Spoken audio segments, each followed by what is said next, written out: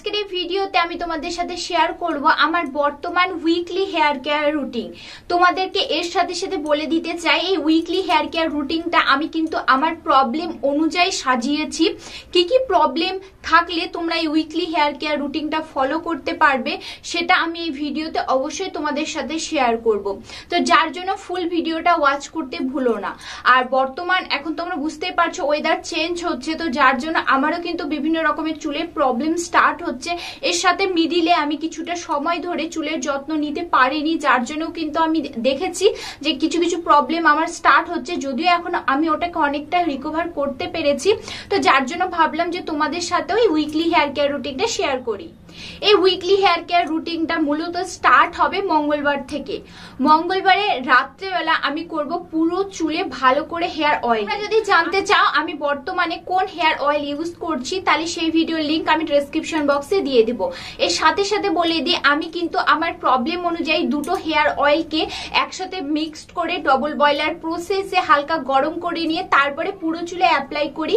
Apply করে নেওয়ার পর প্রপারলি ভাবে হেয়ার ম্যাসাজ করি। তোমরা যদি জানতে চাও চুলে প্রপারলি ভাবে হেয়ার ম্যাসাজ কিভাবে করতে হয় বা হেয়ার অয়েল অ্যাপ্লাই করার পর কোন কোন স্টেপে আমাদেরকে হেয়ার অয়েল অ্যাপ্লাই করা দরকার, এর সাথে সাথে কোথায় কোথায় প্রপারলি হেয়ার ম্যাসাজ আমাদেরকে করা দরকার, তো সেই ভিডিও লিংক আমি ডেসক্রিপশন বক্সে তোমাদেরকে দিয়ে দেব। তো আমি ভালো করে হেয়ার অয়েল অ্যাপ্লাই করি, হেয়ার ম্যাসাজ করি, তারপরে চুলকে ওইভাবে 10 থেকে 15 মিনিটের মধ্যে ওইভাবে রেখে দেবো রেস্ট হওয়ার জন্য।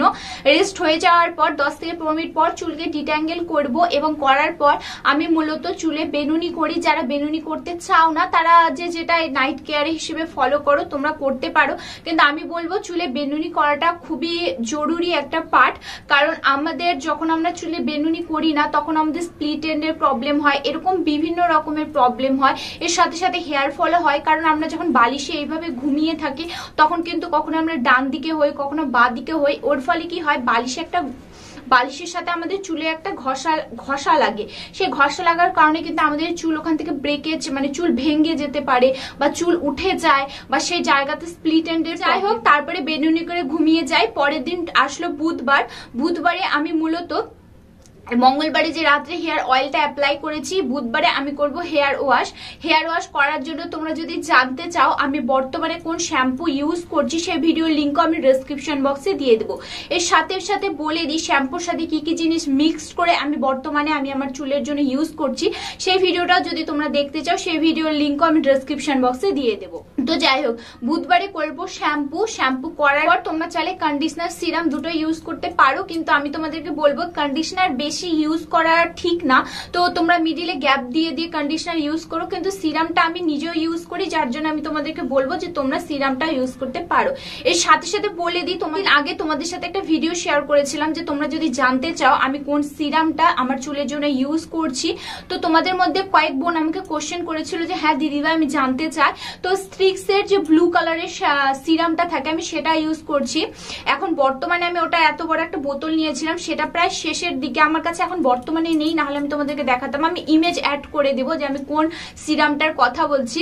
আর এর সাথে সাথে বলে দিই আমি রিসেন্ট ট্রেসমির যে ছোট্ট পাউচ আই থিঙ্ক ওটা আমার 40 টাকা নিয়েছিল, এতটুকু একটা, তো ওটা ইউজ করছি। সত্যি কথা বলতে স্ট্রিক্সের সিরামটা যতটা ভালো তার তুলনায় ট্রেসমির সিরামটা আমার পার্সোনালি ভালো লাগেনি। তো যারা ভাবছো যে কোন সিরাম ইউজ করব তো তোমাদেরকে বলবো স্ট্রিক্সের যে ব্লু কালারের, ব্লু ওটা না মানে স্কাই ব্লু কালারের যে সিরামটা থাকে সেই সিরামটা ইউজ করবে। ওটার নাম প্রপারলি আমার মনে পড়ছে না, আমি স্ক্রিনে ইমেজ দিয়ে দেবো তাহলে তোমরা বুঝতে পারবে। আর এর সাথে সাথে বলে দিই যারা ভাবছো যে স্ট্রিক্সের গোল্ডেন কালারের সিরামটা ইউজ করব, আমি সত্যি কথা বলতে গেলে পার্সোনালি আমি ওই সিরামটা ইউজ করেছিলাম, কিন্তু ওই সিরামটাও না আমার খুব একটা ভালো লাগেনি। ওর থেকে মনে হয়েছিল স্ট্রিক্সের এই ব্লু কালারের মানে সিরামটাই বেশি বেটার। তো তোমরা যদি সিরাম ইউজ করতে চাও তাহলে তোমাদেরকে আমি বলবো যে তোমরা স্ট্রিক্সের ব্লু কালারের সিরামটা ইউজ করতে পারো। এছাড়াও তোমরা যেটা ব্র্যান্ডের ইউজ করছো সেটাতে যদি স্যাটিসফাই হও, তোমাদের চুলের ক্ষেত্রে ভালো বেনিফিট পাও, চুল সফট থাকছে, চুলে জট লাগছে না, এটাই হচ্ছে মূলত সিরামের কাজ থাকে। তো সেই সমস্ত জিনিস ইউজ করার পর তোমাদের যদি সেরকম ভাবে কোনো প্রবলেম প্রবলেম না হয়, চুল ঠিক থাকে, তাহলে তোমরা যেটা ব্র্যান্ডের যে সিরামটা ইউজ করছো তোমরা কিন্তু সেটা ইউজ করতে পারো। তো যাই হোক, বুধবারে শ্যাম্পু করে নেওয়ার পর বৃহস্পতিবারে আমার মূলত থাকে রেস্ট। বৃহস্পতিবারে আমি চুলে কোনো রকম কিছু ইউজ করি না। শুক্রবার, তো শুক্রবারে বর্তমানে আমার প্রচুর পরিমাণে হেয়ার ফলটা একটু আমি নোটিস করছি যে হেয়ার ফলটা হচ্ছে, জানি না কি ওয়েদার চেঞ্জে বা আমার কিছু মেনটেন, যেহেতু আমি তোমাদেরকে বললাম বিগত 15-20 দিন ধরে আমি তোমাদের সাথে ভিডিও শেয়ার করতে পারিনি, প্লাস আমি আমার চুলেরও সঠিকভাবে যত্ন নিতে পারিনি। তো যার জন্য আমি নোটিস করলাম যে আমার চুলটা কিন্তু অনেকটাই মানে আমার যে হেয়ার ফলটা সেটা আগের তুলনায় একটু বেশি হচ্ছিল। তো যার জন্য আমি ইউজ করছিলাম এই টোনারটা। এই টোনারটা কিছুই না, এটা বানাতে গেলে তোমাদেরকে যেদিন তোমরা এই টোনারটা অ্যাপ্লাই করবে তার ঠিক আগের দিন, মানে আমি যেহেতু শুক্রবারে অ্যাপ্লাই করি, তো আমি বৃহস্পতিবারে রাত্রেবেলা তোমাদেরকে নিতে হবে 2 চামচ মেথি আর 2 চামচ চাল। এই দুটো জিনিসকে হালকাভাবে একটু ধুয়ে নিয়ে তারপরে 1 কাপ জলের মধ্যে এটাকে সারা রাত ভিজিয়ে রেখে দিতে হবে। শুক্রবারে সেই জলটা যে থাকবে সেই জলটা একটা ছাঁকনির সাহায্যে ছেঁকে নিবে এবং একটা স্প্রে বোতলে সেটাকে ভরে নেবে, এবং ভরে নেওয়ার পর পুরো স্ক্যাল্প থেকে চুলে মিডিল হেয়ার থেকে চুলে এন্ড অফ পার্টে ভালো করে পুরো চুলে অ্যাপ্লাই করে নেবে। অ্যাপ্লাই করে নেওয়ার পর জাস্ট 40 মিনিট রাখবে। রাখার পর তোমরা নর্মাল জল দিয়ে সেদিন ধুয়ে নিতে পারো। যদি তোমরা শনিবারে শ্যাম্পু করো, আমার সাধারণত তোমাদেরকে আমি আগের ভিডিওতে বলেছি যে আমি শনিবারে শ্যাম্পু করি না। 40 মিনিট রাখার পর তারপরে তোমরা চাইলে নর্মাল জল দিয়ে সেই টোনারটাকে ভালো করে রিমুভ করে ওইভাবেই থাকতে পারো, বা টোনারটা অ্যাপ্লাই করে নেওয়ার পরও তোমরা ওইভাবে সারাদিন থাকতে পারো। কোনো রকম কোনো চিটচিটে বা কোনো রকম কোনো কিছু ফিল হবে না চুলে, ওটা আরো বেশি কাজে দেবে। তারপরের দিন শনিবারে তোমরা চাইলে শ্যাম্পু করতে পারো। আমি সাধারণত শনিবারে শ্যাম্পু করি না, তো যার জন্য আমি এই টোনারটা 40 মিনিট অ্যাপ্লাই করি এবং একটু বাঁচিয়ে রাখি। যেটা বেঁচে থাকে ওর মধ্যে যে শ্যাম্পুটা ইউজ করি ওটাকে ভালো করে মিক্সড করে নিই। মিক্সড করে নেওয়ার পর পুরো চুলে শ্যাম্পু করে নিই। শ্যাম্পু জাস্ট শুধু আমি শ্যাম্পুই করি, এবং তারপরে শ্যাম্পু করার পর তারপরে আমি খুব অল্প মাত্রায় সিরাম নিই এবং চুলে এন্ড অফ পার্টে সেটাকে একটু অ্যাপ্লাই করে নিই। তো এটা আমার মূলত শুক্রবার এবং শনিবারের রুটিন গেল। আসলে রবিবারে মূলত আমি একটা হেয়ার প্যাক চুলের জন্য অ্যাপ্লাই করি, কারণ আমার চুলটা তোমাদেরকে বললাম হেয়ার ফল হচ্ছে, এর সাথে সাথে চুলটা একটা ড্যামেজ বলবো না, মানে একটা ড্রাই ভাব চলে এসেছিল। তো সেটা ঠিক করার জন্য আমি কিন্তু এই হেয়ার প্যাকটা ইউজ করছি। এই হেয়ার প্যাকটা বানানোর জন্য কিছুই না, আমি এখানে বেশিরভাগ ক্ষেত্রে মেথি ইউজ করি, কারণ মেথিতে থাকে প্রচুর পরিমাণে এমন জিনিস যেগুলো আমাদের হেয়ার ফলটাকে ঠিক করতে সাহায্য করে, এর সাথে সাথে নতুন করে চুল রিগ্রোথ করতে সাহায্য করে, চুল সফট করতে সাহায্য করে, এবং এর সাথে সাথে চুল সিল্কিও করতে সাহায্য করে কিন্তু মেথি। তো যার জন্য আমি, আর তোমরা জানো মেথিটা আমাদের 5-10 টাকাতে অনেক মাত্রায় আমরা পেয়ে যাই। তো যার জন্য আমি তোমাদেরকে, যারা অ্যাজ এ বিগিনার বা যারা চুলের জন্য বেশি টাকা খরচ করতে চায় না, তো সেই হিসেবে আমি তোমাদেরকে মেথিটা ইউজ করার কথা বলছি। আর যারা ভাবছো যে আমি মেথি ইউজ করবো না, তাদেরকে বলবো তোমরা অনলাইন থেকে অর্ডার করো ড্রাই রোজমেরি লিভস, এবং সেটাকে ভালো করে ভিজিয়ে রেখে জলের মধ্যে বয়েল করে সে যে জলটা থাকবে সেই জলটা একটা ছাঁকনির সাথে ছেঁকে নিয়ে পুরো হেয়ারে অ্যাপ্লাই করো। ইনস্ট্যান্ট তোমাদের চুল যদি পাতলা থাকে তোমরা কিন্তু ইনস্ট্যান্ট এটা অ্যাপ্লাই করার কিভাবে কি করতে হবে সেটা যদি তোমরা জানতে চাও যে রোজমেরি ওয়াটার বাড়িতে কিভাবে বানাতে হয়, তো সেই ভিডিওর লিঙ্ক আমি ডেসক্রিপশন বক্সে দিয়ে দেবো। আর এই রোজমেরি লিভস কিন্তু তোমরা জাস্ট ফার্স্ট বার অ্যাপ্লিকেশনে তোমাদের পাতলা চুল কিন্তু অনেকটাই ঘন হয়ে যাবে। এটা তোমরা ইনস্ট্যান্ট রেজাল্ট পাবে এই রোজমেরি ওয়াটার ইউজ করে। তো যাই হোক, আমি মূলত কি করি, 2 চামচের মতো মেথি নিই এবং মেথিটাকে শনিবার রাত্রে ভালো করে ভিজিয়ে নিই, মানে ভিজিয়ে রেখে দিই। ভিজিয়ে রেখে দেওয়ার পর পরের দিন সেই মেথির যে থাকলো সে মেথির জলটাও নিব এবং মেথিটাও নিব। এর সাথে সাথে ভাতের যে ফ্যান বা ভাতের যে ফ্যানই বলি আমরা সাধারণত, ভাতের যে ফ্যান সেটা 1 হাতার মতো নিয়ে সমস্ত জিনিসকে ভালো করে ব্লেন্ড করে নিই।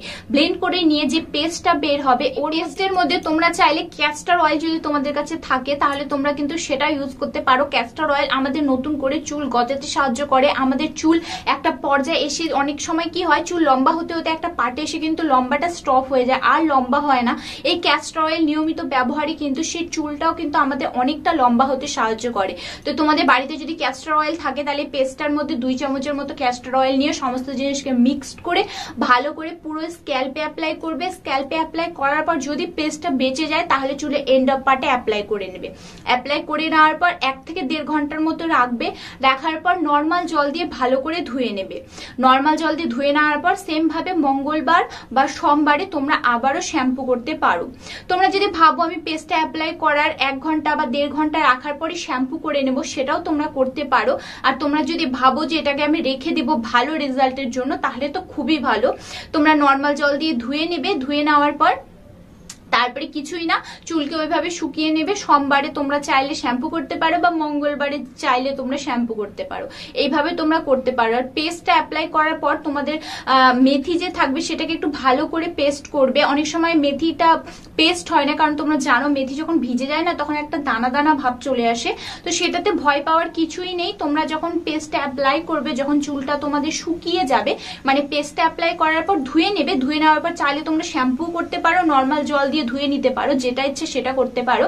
সেটা করার পর তারপরে চুলটা যখন তোমাদের ড্রাই হবে তখন তোমরা একটা ফাঁকা জায়গায় বা যেখানে সেই দানা দানা জিনিসগুলো পড়লে তোমাদের গার্জেন বকবে না, কারণ এটার জন্য আমার যখন বিয়ে হয়েছিল না, আমি ঘরের মধ্যে চুলে চিরুনি করতাম আর মেথির দানাগুলা পড়তো আর মা আমাকে খুবই বকাবকি করতো।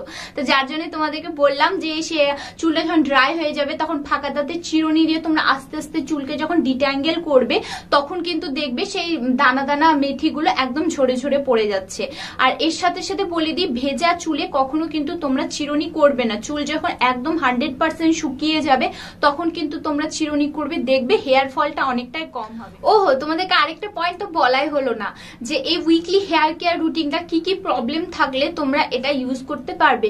সবার প্রথমে তোমাদের যদি প্রচুর পরিমাণে হেয়ার ফল হয় তাহলে তোমরা এটা ইউজ করতে পারবে। তোমাদের চুল যদি একটু ড্যামেজ ভাব চলে আসে বা ড্রাই ভাব চলে আসে তাহলে তোমরা এই উইকলি হেয়ার কেয়ার রুটিনটা ফলো করতে পারবে। তারপরে তোমাদের চুলের যে এন্ড অফ পার্টটা সেটা যদি প্রচন্ড পাতলা হয়ে যায়, যে এখান থেকে এত দূর অব্দি তো খুবই ভালো চুল, তারপরে যেন আস্তে আস্তে আস্তে চুলটা চিকন পাতলা হয়ে যাচ্ছে, তাহলে তোমরা এই উইকলি হেয়ার কেয়ার রুটিনটা ফলো করতে পারবে। আর তোমরা যদি চাও খুবই কম সময়ে চুলকে লম্বা এবং ঘন করতে, তাহলেও তোমরা এই উইকলি হেয়ার কেয়ার রুটিনটা ফলো করতে পারবে।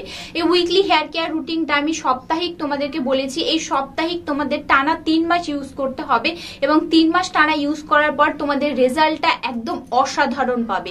3 মাস টানা ইউজ করার পর তোমরা 100% রেজাল্ট পাবে, কিন্তু তোমরা যখন এটা 1 মাস কন্টিনিউ করবে না তখনই কিন্তু তোমরা আগের চুলের থেকে পরের চুলের মধ্যে অনেকটাই তফাৎ দেখতে পাবে। এই ছিল আমার বর্তমানে উইকলি হেয়ার কেয়ার রুটিন। আশা করি ভিডিওটি তোমাদের ভালো লেগেছে। ভিডিওটি ভালো লাগলে অবশ্যই ভিডিওটি লাইক এবং আমার চ্যানেলটি সাবস্ক্রাইব করতে ভুলো না।